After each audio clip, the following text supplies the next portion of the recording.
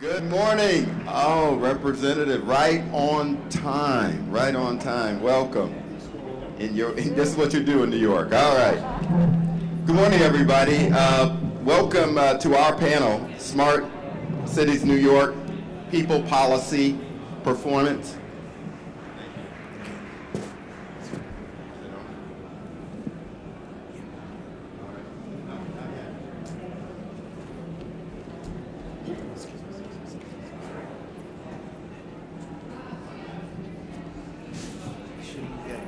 Am I good?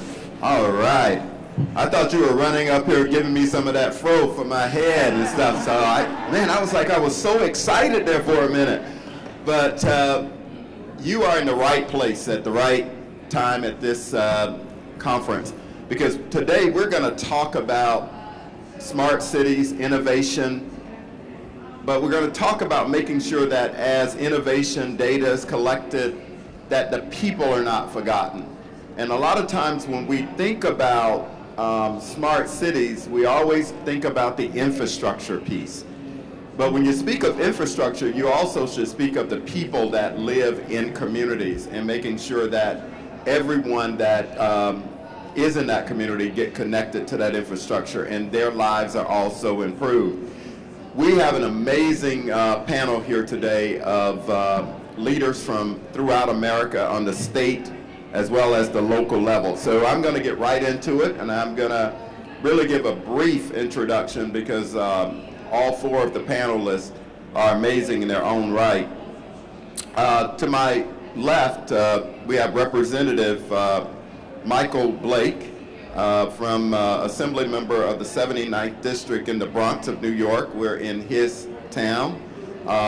He's really, and I've known Michael for a long time, just a passionate leader around entrepreneurship, minority and women business participation, just creating sustainable communities that elevate the concept of learning, but empowering people of color to participate in the economic system of New York and throughout our nation, actually, as he travels in another role as Vice Chair of the Democratic National Committee. So let's welcome Representative Blake, Assemblyman Blake. Next to Assemblyman Blake, we have Representative Amy Mercado, Florida House Representative, District 48, Orlando, Florida area. She also hails from the Bronx originally, but now she's in the state of Florida. She's been working as a former healthcare worker. She knows firsthand how affordability issues impact the lives of people, but more importantly, how do you make sure that folks and their children are connected to this new economy and this new environment and get good paying jobs in their communities? Representative, welcome to New York. Welcome home.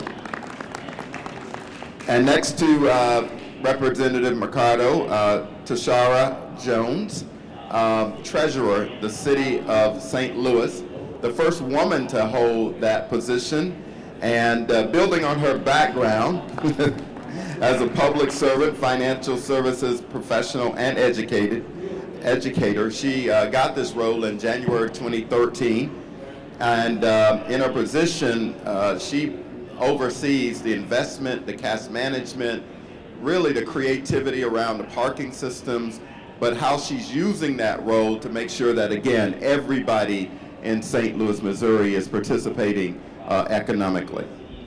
And not final, but I'm a fan member, club member, not president yet, of Westmore, Chief Executive Officer at the Robin Hood. And he's a best-selling author, a social entrepreneur. Robin Hood is New York City's largest poverty-fighting organization. They provide 200 of the best nonprofits with financial, real estate, and management support. So with that, why don't you give our panel a hand as a whole. Okay, so let me just tee this up. This is not going to be one of those nice, panels. We're going to get right into it. Because I'm going to tell you something. This issue of innovation, smart cities, clearly has left communities behind, especially communities of color. So with that tee up and almost like putting gasoline on a fire, I'm going to get right into it. Assemblyman Blake, you know, in your role, how are you seeing the disparities as it relates to transportation, education, economic inclusion, all of those things as we look at smart cities? Are we in fact keeping every community involved in this? And the same question to all of you. How are we addressing inclusiveness? Well, good morning, everybody. So are we keeping all communities involved? Absolutely not. And that's the reason why it's important for us to talk about this. When we look at the data of it all, 65% of employees are saying that 65% of individuals by 2020 will need some form of post-secondary credential by 2020 for the jobs of 2020. But yet, only 20% of individuals from communities such as mine in the Bronx won't have it by then. And so when we talk about smart cities, the question is, what are we doing to help the people on the block? What are we doing to help people in the borough? And how are we making it very practical and tangible in that way? And we cannot ignore the dynamics of race and gender and how it's all intertwined. And this cannot just be a conversation around equality. It has to be a conversation around equity. How are we being very focused in targeted ways for targeted communities? So for example, the same Park Avenue that you will drive up and down here in Manhattan is the exact same Park Avenue in the South Bronx of New York. How could it be that you have some of the greatest concentration of wealth in one area, but the poorest congressional district 15 minutes north? And so how do we tie this all together? Our vision is called 3-2-1, the 3 E's of economic development, education, and equity. Because we see this, you can't have a separation among the 3. The 2 paths of minority women-owned businesses, getting access to capital, contracting, and counseling, and how do you have a career-oriented education so that a kid can go from the cradle to the career, with the one goal of making the South Bronx the urban metropolis of the world. And so if we are not having a very real conversation of how race and gender are intertwined, how people have consistently been trying to pimp the poor and not actually help address poverty in a real way, we're not really addressing smart city conversations. You know, tactically, we've been able to focus on specific items, such as what we're doing with Here to Here. So we're connecting disconnected youth, 14 to 26, to jobs opportunities today and tomorrow. You can't be surprised if a kid is having lunch at 10 a.m. and then they're hungry the rest of the day, how that has impact on the community. You can't ignore the reality that in too many areas, we talk about smart cities, but we only talk about the trains. Well, what happens for that mother who has to take multiple buses to get to work and is walking 10 to 12 and 15 minutes to get where they need to be? And how do you then aspect that with how we have select buses in New York City, which, yes, they're great in many instances, but when you cut down on that one lane and then it leads to more congestion in those targeted areas, well, then you're hurting people who can't get to work on time. And regularly, we know the people that can't get to work on time have very likelihood of losing their jobs, which more importantly and critically are communities of color and women. And so we can't ignore the intersectionality of it all. So lastly, the way we think about this often, what we say back home, is your block should not block your blessing, your zip code won't deny your destiny. And so if we're talking about a smart city, and we're talking about the conversations, we have to be talking about how are we making our blocks smarter and our boroughs smarter. This cannot be a holistic conversation unless you're really assessing it on the ground. Thank you.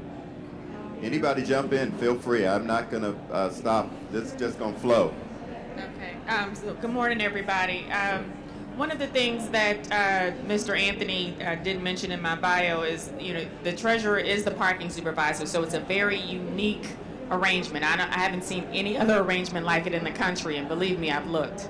But what I've tried to do is use my power for good and not evil and make parking something that people hate less. So we take a portion of parking revenue and we put it back in the community through financial empowerment programs. So we've opened an Office of Financial Empowerment in City Hall. We do free classes not only in City Hall but in the community. We do bilingual classes in Spanish in the communities. But also, we fund a college savings program, a citywide college savings program for every kindergartner that enters a public school in the city of St. Louis. They get the first $50 funded by us, and then we raise money privately for incentives and matches, such as match savings, perfect attendance, and parents' participation in financial education courses. And the financial education piece is critical because poor people and African Americans are most likely to be unbanked or underbanked and spend more of their money getting access to the money they've already earned. So we're using this program as an entry point. We use the kids to get to the families, and we'll keep doing it all day. And one of my mentors always tells me, in order to give away money like a socialist, you got to collect it like a capitalist.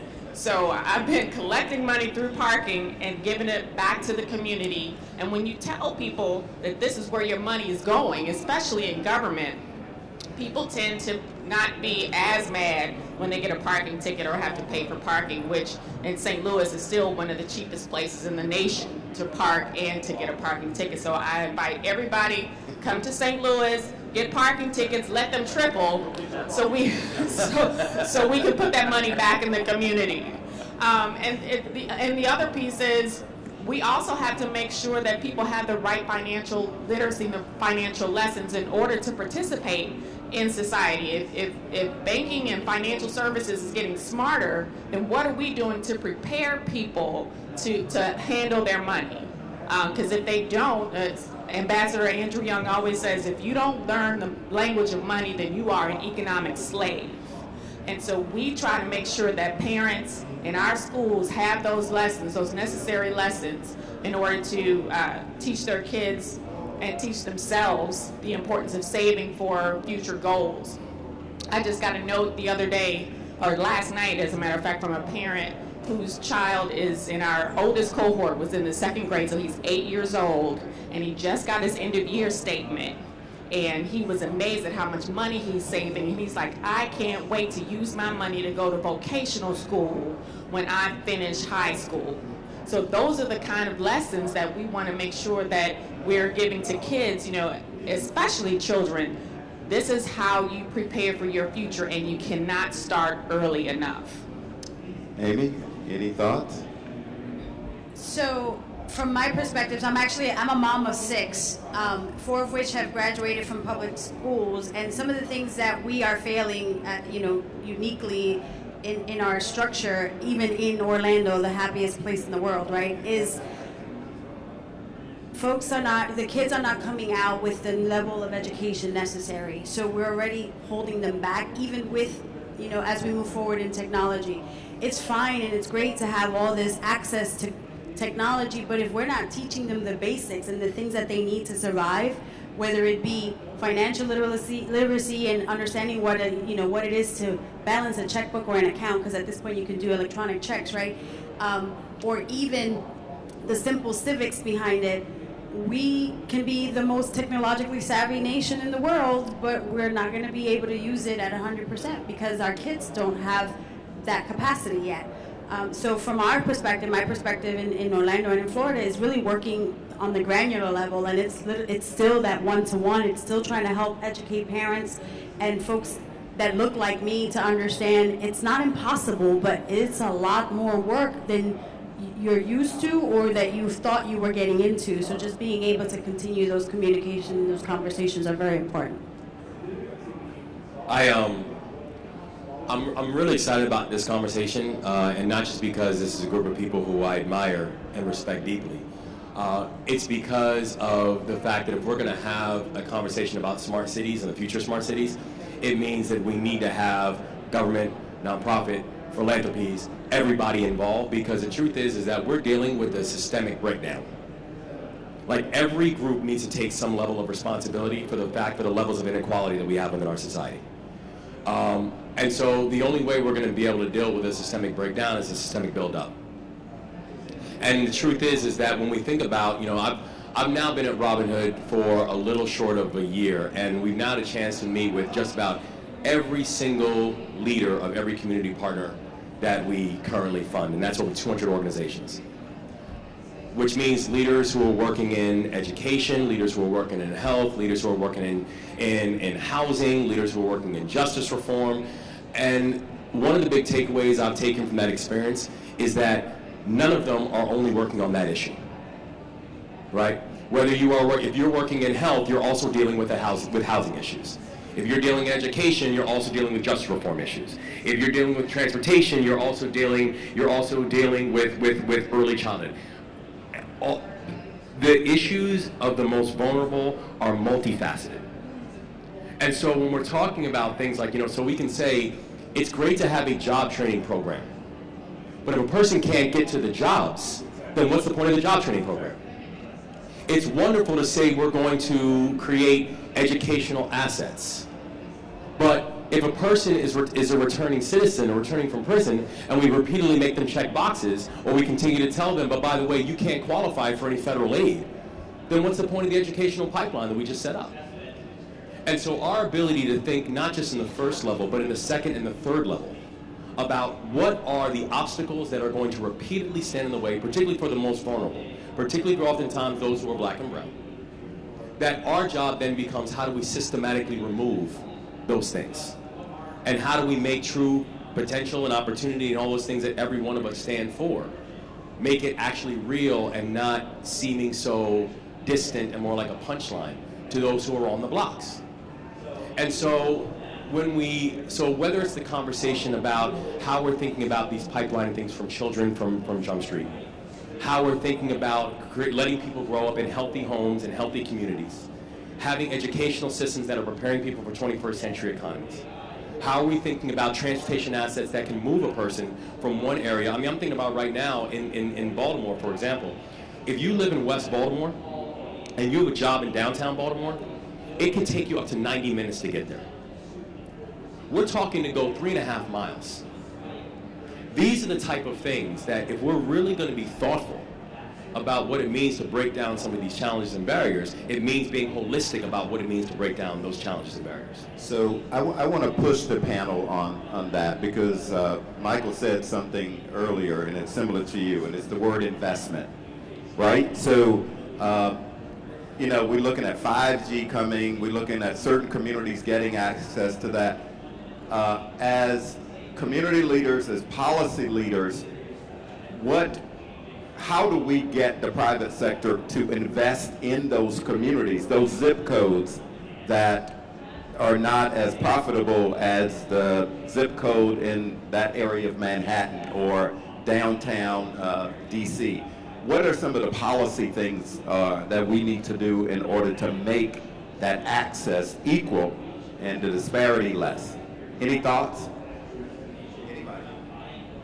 One of the things that's happening in Cleveland that I've tried to bring to St. Louis is they have community benefit agreements with every major development project that goes up in Cleveland. So they have a minimum they set a minimum threshold of 20% of the jobs created from that project have to be from citizens within Cleveland, in the city, and several other investments have to happen. So they're saying, if we're going to give you our tax dollars, the government, then you're going to have to give us something in return. And whether that's jobs or minority participation or whatever, but it's like Wes was saying, there has to be some sort of cooperative agreement that if we're going to invest in this particular development, you have to invest in the community in return. Again, if we talk about smart cities, we have to make sure we're being clear communicating our assets. So my assembly district is the most diverse legislative district in the nation according to the census. The Bronx is the most diverse county in America according to the census. There's an 89.7% likelihood any two people you meet in the Bronx will be a different ethnicity. There is no county in America that has numbers that high. Now, if you are connected to the Bronx, then you know that the Yankees have won 17 of the last 18. But we're not going to talk about that right now and how we beat the Red Sox again last night. That said, right, I have to make sure I focus on the assets because that goes to your question. When people think about the Bronx, they usually think first about the Yankees. They think about hip-hop. They think about from 77 or 78 about the Bronx is burning, which let's move on from that. Maybe you think about the Bronx Zoo, maybe you think about the Botanical Garden. But then I also want you to think about, to your question, Clarence, of The #1 employer in our district is Bronx, Lebanon. The #1 employer of the Bronx as a whole is Montefiore. The #2 employer of my district is Golden Crust Bakery. So anytime you eat beef patties or go have Jamaican food, the actual production site is in my district. By the way, the same Park Avenue that I'm referencing that's down here. So when we talk about the investments, we then talk through that we also have 5 colleges in a 30-block radius. And people don't think about that when you get engaged in the Bronx. Whether it be Boricua or Lehman or Hostos or BCC or Fordham, right?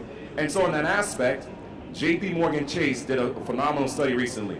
It said in the last 5 years, 46% of jobs are coming out of 2 industries, healthcare and technology.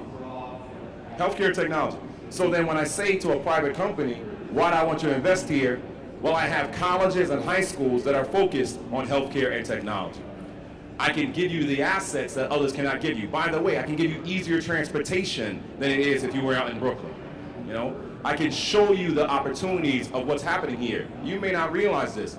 New York Times selected 52 places in the world to visit this year, and the Bronx is on that list because of the growth that's happening, the food opportunities, and saying to them there's a way that you can actually be successful here that you otherwise may not realize. Lastly, perception is the biggest blocker of blessing repeatedly. Usually folks come and think, I can only do well if I go to Manhattan. Well, your cost will be higher if you're in Manhattan.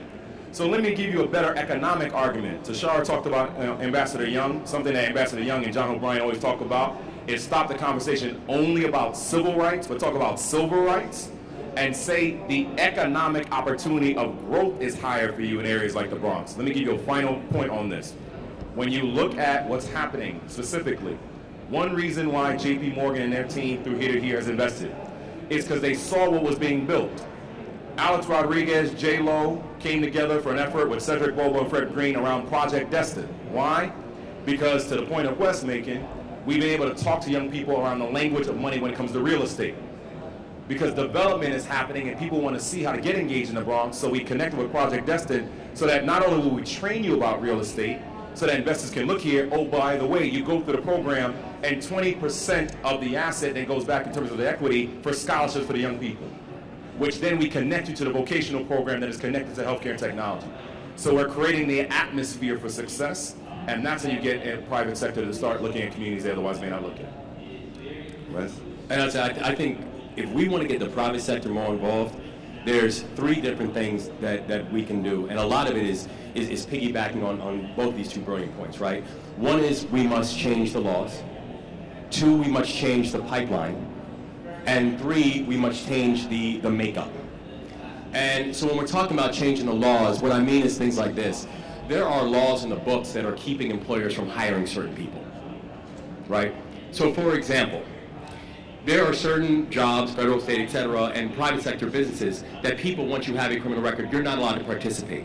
One industry I'm thinking about, for example, is this growing in this burgeoning marijuana industry.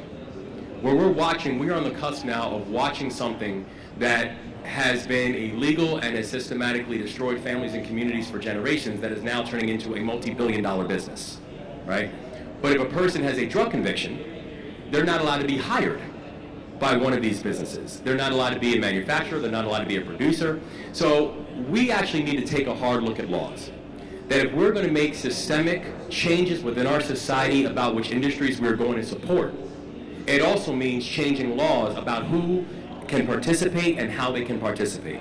How do we change the incentives for some of these individuals and the pipelines? We know for a fact one of the common challenges we hear from businesses will businesses say, well, I want to hire, but either the I can't find them, or the, well, when they're leaving school, they're not prepared. They don't have the skill set. Well, then why are we just forming relationships with businesses and schools when the student is getting ready to leave school? We're looking at initiatives taking place right now, and New York is a great example. Thinking about the Bronx, and whether it is whether there's platforms like P-Tech, where you have businesses that are actively working with high schools and community colleges to say, well, okay, we know there's certain skills we're looking for in our employees. We're going to make sure we're getting involved in the curriculum that's taking place in the schools, so the students are actually gaining a skill set and a curriculum that's then preparing them for what they're going to need when it comes to long-term employment. So we can have businesses that can get involved earlier in the process to make sure that our kids are getting what they need in order to not just participate, but to grow. The third piece is in terms of how do we change up the makeup. There's a lot of incentives and a lot of weight that government can place on businesses. There's a lot of business that government does with private entities. A common question that then should be asked of these private entities and these private businesses is, tell me about your board. Tell me about who makes up your leadership. Tell me about your C-suite. Tell me about the fact that each and every one of you will use accounting firms, you'll use law firms, you'll use caterers, you'll use all this kind of stuff to make your normal business, everyday work. Tell me about minority participation that you will allow and you will mandate inside of your private businesses. We have very strict and very hard, laws and guidelines about for the public sector about where participation guidelines lie. Not so hard and stringent on the private sector. But the government has a heavy, heavy stick that they can play with that because of the amount of business they do with the private sector. So if we're talking about getting private sector involvement, it's about how can we flex every muscle that we have to make sure that it's both addressing law changes, pipelining, and incentives to change the makeup of our private sector partners. So what's happening in Florida around this issue? So in Orlando, it's actually, Metro Orlando area, so it encompasses most of Central Florida, but it's very interesting because for our perspective, government doesn't necessarily engage as often, right? They shy away from government leading that charge, although there is partnership.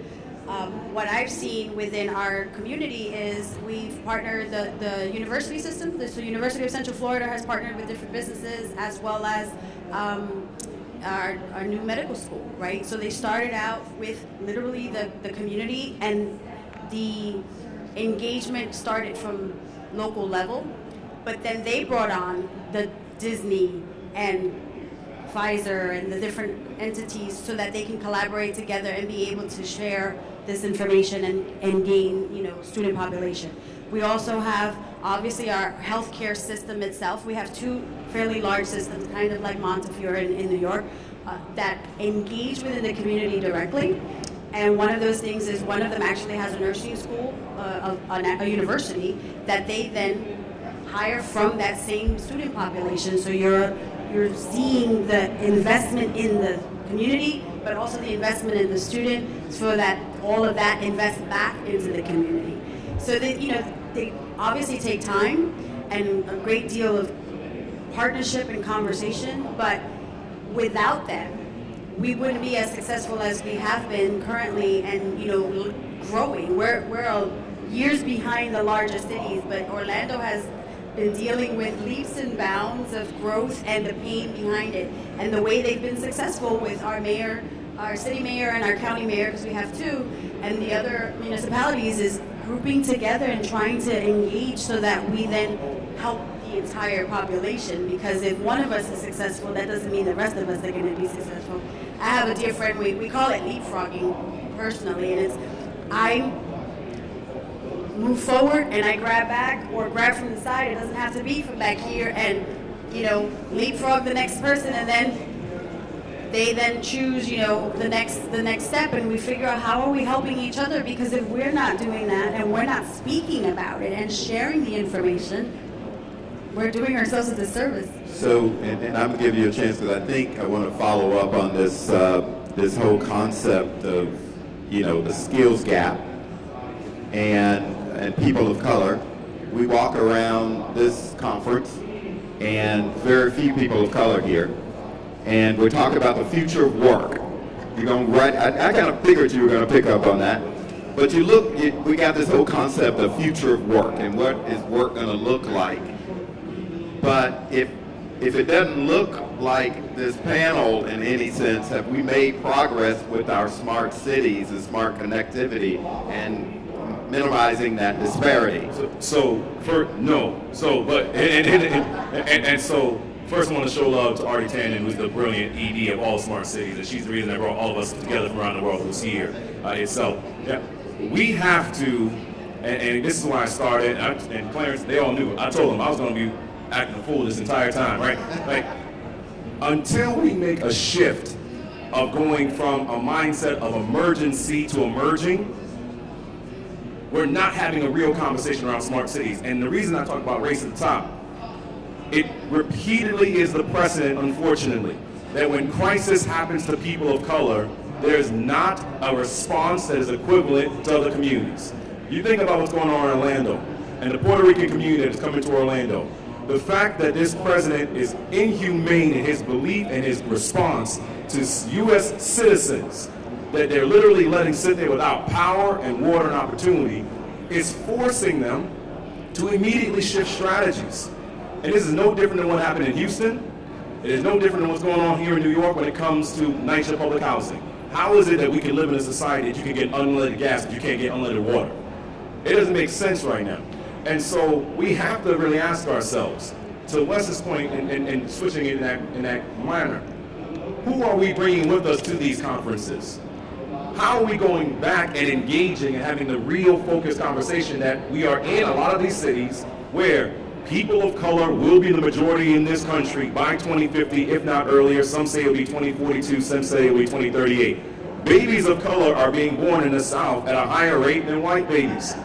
There are 50,000 Latinos that are turning 18 every single month in this country. So we want to have a conversation around smart cities. You have to talk about race and gender. And how do we start and be engaged on the front end? So concretely, you look at what happened when we had the massive flood with Superstorm Sandy. One of the things that happened and had to occur from there was a lack of a conversation of who had what products. Well, you had tomatoes, and I had green peppers, and we live on the same block, but we've never had a conversation with each other. And we are only waiting until an emergency happens. So, concretely, number one, what are we doing around asset mapping in our communities to really create a smart city? How are we actually understanding who has what now before the emergency happens? Number two, are you actually having the conversation with the demographics of that community rather than being a theoretical conversation? We keep talking about smart cities, but we don't have black and brown folk in the conversations. How are you having that dialogue in New York City and not engaging the communities that are going to impact most? 400,000 people live in public housing in New York City. How on earth are we having a conversation around smart cities and you're not talking about public housing? So it's just being very tactical and practical about this. And so you kill it. I get worked up on this because I just think we are the fortunate few that get to be in these conversations.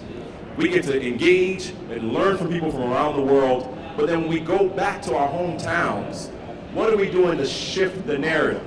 Again, concrete example. When I was at the White House, my portfolio was focused on minority women-owned businesses for 2.5 years. I came back. The number one piece of legislation that I worked on was how to make the playing field fairer for minority women-owned businesses. So now in New York State, if you are below 300 employees and you contract with New York State, you get paid in 15 days instead of 30 days. How is that relevant to smart cities? Because if you get paid faster, your employees get paid faster. And then therefore, when they're assessing transportation and food costs and housing costs, you're able to make different calculations. Because if I'm not able to do that, then what happens? The communities of color that are graduating from schools are taking jobs in other communities outside of your hometown community because they can't afford to be there.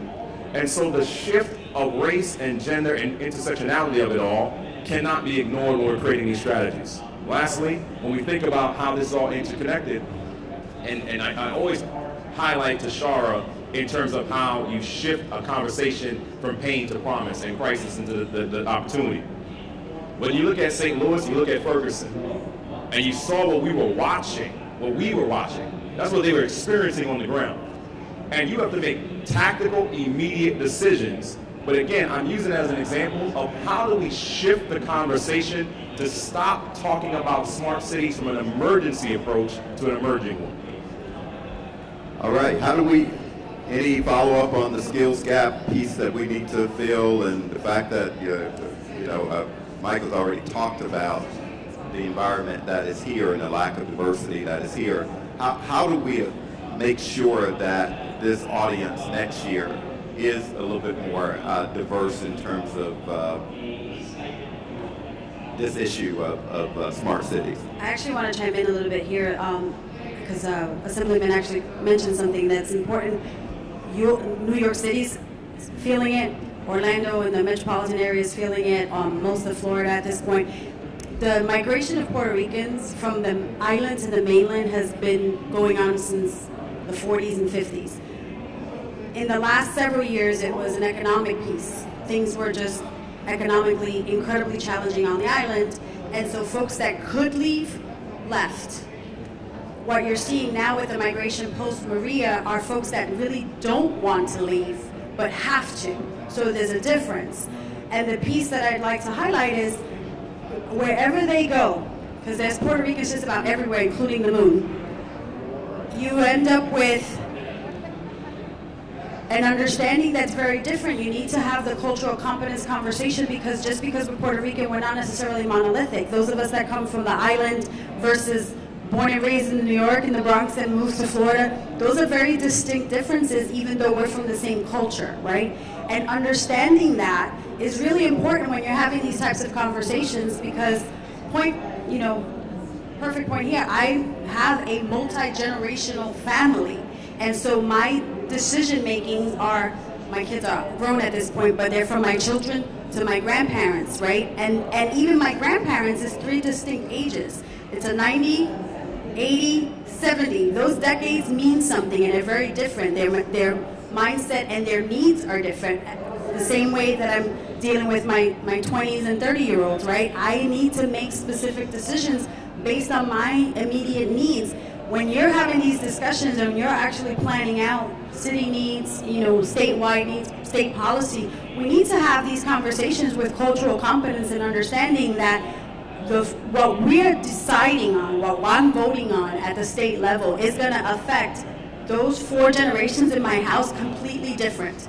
And if we're not identifying that difference, then we're doing ourselves as a whole a disservice. Okay, so I got the 5-minute notice. What was that? 10? Oh, you gave me 10. Oh, I'm good then. All right.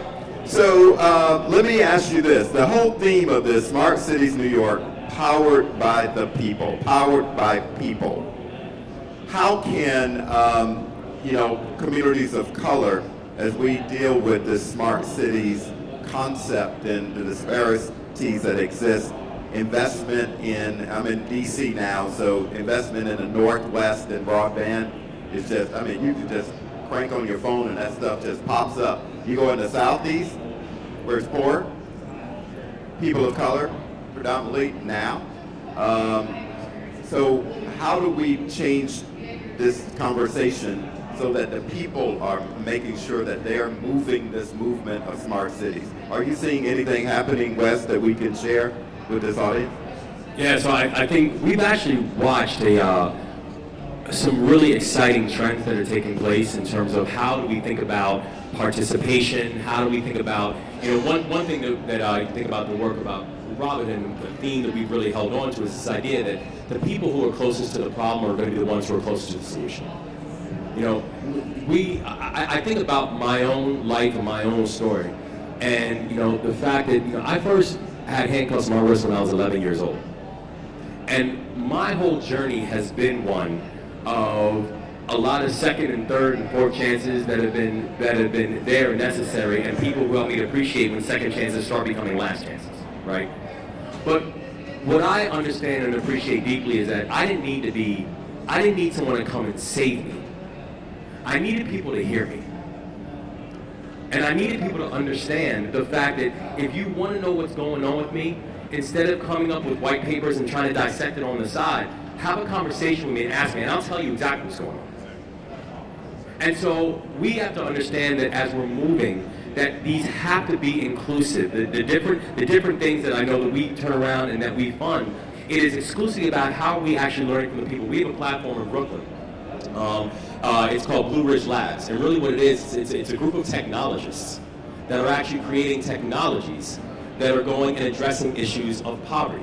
One example is, we have a platform called Propel, which actually said, and they noticed the fact that for people who are receiving benefits, whether it be, SNAP, food stamps, WIC, etc., that on average by the 21st day of the month that people would run out. So the question that was then asked is, what happens for the last 10 days of the month when you run out of benefits? And so they basically said, well, we want to find out a solution to be able to craft that. And what they used was, they used this group that they have within Blue Ridge Labs called DIG. DIG stands for the Design Insight Group. What DIG is, it's a group of 800 New Yorkers who are currently living in poverty. And they work exclusively hand in hand with them to develop the solutions to say, this would work, this would not work, I would definitely use this, that sounds corny, whatever it is. But it's how exactly do you work with the people to be able to make sure that they are powering and empowering the solutions. It's the only way we're going to be able to get to long-term solutions and solutions that actually have a chance of working on a sustainable basis. The other thing I think that leaders, government leaders have to do is have equity at the center of all of their decision making. And currently that doesn't happen, especially in local government. And you have to, it's one of the things that I do in my office, because recently I guess I had an epiphany that because I'm the person that writes all the parking tickets, right? And so I got a statistic from the Urban Institute that says 46% of families don't have $400 saved for an emergency. And sometimes people rack up parking tickets, their car gets booted and towed. That average cost is about $400. And with the median income of St. Louis being about $32,000, I know that most of them can't afford that. So I actually had a talk with myself, and I said, well, what can I do to relieve that pressure valve on families? And so we are actively looking at putting in payment plans for anybody who needs it, so they don't have, so their lives aren't disrupted by one mistake or one bad decision. Everybody makes them. Everybody gets parking tickets. Everybody gets speeding tickets. But it shouldn't start to lead you down a pathway where you lose your car, you lose your job, and all of the other dominoes start to fall on your family. So those are the things that we can do on a municipal level, not only with parking tickets, but you see this in San Francisco with other fines and fees and municipal fines and fees that the Financial Justice Project is starting to look at. They found that when people get out of jail in California, there's a fee that they have to pay for monitoring, the fee they have to pay for parole, and all of those other fees that still keep them in bondage to government and doesn't let them move ahead. So I think putting equity at the center really makes you take a look at what can we do as government to be part of the solution, because we are also part of the problem. I'd actually pivot slightly, and that is, at the State House in Florida, there's 160 legislators that are making decisions for the entire state population. The folks that are actually up there making decisions on healthcare, on environment, on all the issues, are not experts in that field necessarily. So you can have a committee of 12 and 14 people that are making a decision based on white papers and documentation, and people are not there. So I actually flip this a little bit with the audience and engage you and say, you need to be engaged in a little bit more, whether it's at the local level, the state level, however you find it is important to you. But the people that you're sending to your state legislators, your city councils, etc., need to look and represent you. So you need to try to engage as closely as possible to try to navigate those changes, because it's long term, and the folks that are making the decisions are not necessarily the education decisions in Florida. They aren't teachers. They're not educators. They're, all kinds of different career paths. But if you have an actual classroom teacher telling you, okay, this sounds really good on paper, but this is actually what it's taking me. Or a former health employee where I'm not a physician, it's been years since I've had any certification, but I'm on 2 healthcare committees. So I'm on a health quality committee and I'm on a health appropriations committee.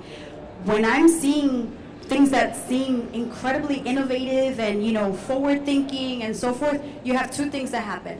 One is you get really excited at what you're seeing, and the other side is the practicality of it, and is cringing because the scope of practice changes are really significant. And how do we then engage folks that need it? So I ask that you all engage a little more in the things that you're doing from a local perspective. Mike. Khalif Browder, Jeffrey Blythe, and Alabama. Khalif Browder was my constituent. He was locked up for allegedly stealing a book bag. It was never proven that he was stole. He was at Rikers Island for 3 years. He was in solitary confinement for 2 years. They repeatedly tried to get him to cop a plea, and he said, I didn't steal a book bag, and I just want you to understand the humanity of this. Why on earth is someone even in jail because of allegedly stealing a book bag? He repeatedly tried to take his life. He came back out from being incarcerated. He was at Bronx Community College. He was turning his life around. Because we weren't addressing the mental health concerns, he eventually took his life. His mother, Vanita, her life was lost because she kept having so many heart attacks from the pain of watching what had happened to her son. We lost Khalif. If we would have focused on helping him with stem cells rather than just talking about a jail cell. That's why we talk about the people. Jeffrey Blythe is 42 years old, in a wheelchair, on the 12th floor of a New York City Housing Authority public development. Roaches, mold, paint, problems itself. It's not just how do you address what's happening in an apartment, it's how do you make sure that Jeffrey can get up and down with working elevators and making sure that you have buses that can get you to and fro. Or in Alabama, we're putting on my DNC hat with Doug Jones, where we won by 21,000 votes. A lot of people may not realize that we found 241,000 people that had a likelihood of voting for Doug Jones, but the state party at that time, and there's no discredit to them, they didn't have the right voting list. They had old lists that they were using, and we were able to help identify that. So to Clarence's question and the impetus of this conversation, it is about the people. The question is, when you see that young brother or sister on the corner, realize they are a genius. Because if they are off by a decimal point, they're dead. And the reality is, how are we making the connections of skills and training them and connecting them then to the opportunity? Don't just keep asking someone to pass an exam if you're not connecting them to the opportunity. Again, race and gender, Stuyvesant only admitted 10 black students in their last class and 27 Latino students. So if you want to stay connected in what we're trying to do here in New York, Blake M at nyassembly.gov. We are happy to talk with you and engage with you. But again, as I go back to where I started, your block won't block your blessing, your zip code won't deny your destiny. Well, this has been a very provocative panel, and it's given some real context to what we as folks that work in cities and communities all over America need to do to connect smart cities. You know what?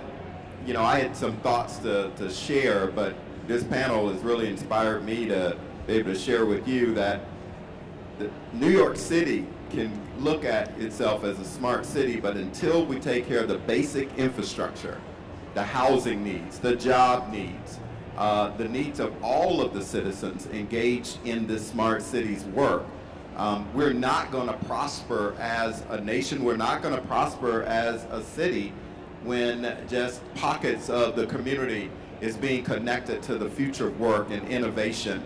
And this must be powered by the people that's in this room.